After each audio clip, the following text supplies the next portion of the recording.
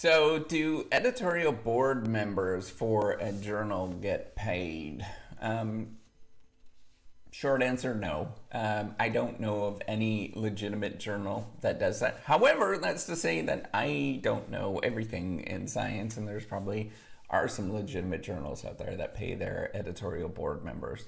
I just don't know at the top of my head, and every field is different. So I want to talk about that today. So if you don't know me, I am Professor Dave Maslach. I'm an Associate Professor of Innovation Strategy and Entrepreneurship, and I created this whole reciprocity project to give back as much as I possibly can. There's so many people help me out that I want to pay the favor forward to help you out.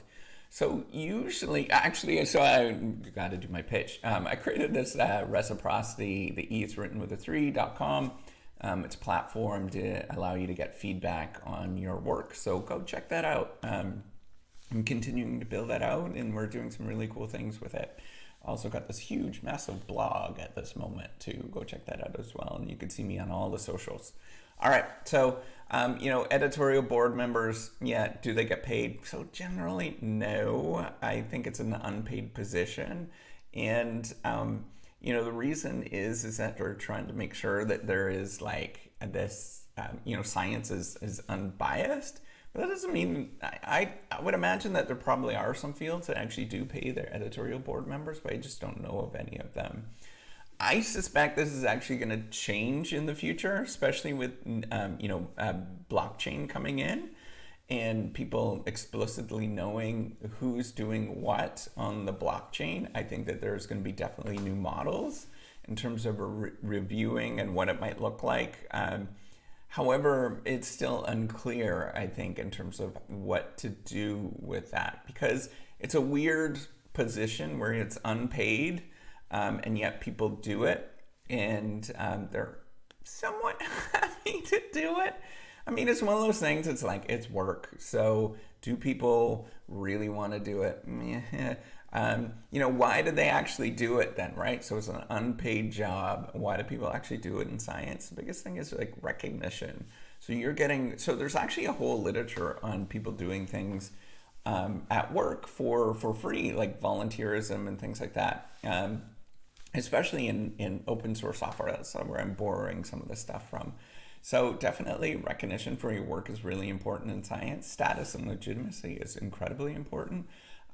Often what you can do, so for career prospects, this is a big reason, people leverage board memberships to get into better schools and get better jobs from that, right? So you get paid from your university, but your university, it's a weird job because you're not really working for the university per se. You kind of do. You more work for science in general, the sort of greater community of science. And so what people end up doing is leveraging those positions in board memberships to go to different schools. That's really important. You need to, another reason why people actually do this is because they're learning what the state of the art is in the field, because it changes really rapidly all the time. You might be on top of it, but then, 5 years, 10 years, you're kind of behind times. And so people do those things because they're getting articles sent to them that are before anything that is, publishable. And so they're seeing what everybody else is doing. And so they get a sense of like, oh, what is the state of the art? Where's the field going at this moment? How can we change things? What can I do to make things better? I think you do learn a lot from reviewing and being on a board. So I think that's why people do it. So another reason is that some people are just really altruistic and they do just want to give, so I would say probably 10% of the, academic body of scientists actually do that because they're altruistic. Most of it is due to recognition, career motives, working your way up, all those kind of things.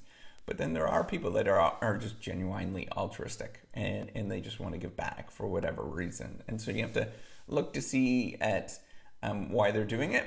And there's another sort of strong, I should probably also mention this too, is that there is a strong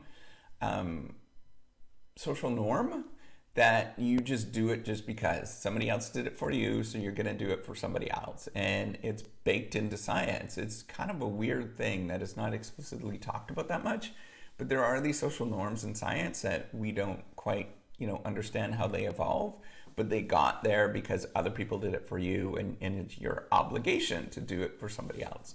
So that's it. So hopefully you enjoyed a little bit here. Give me a thumbs up if you found this informative. Take care and have a wonderful day. Bye-bye.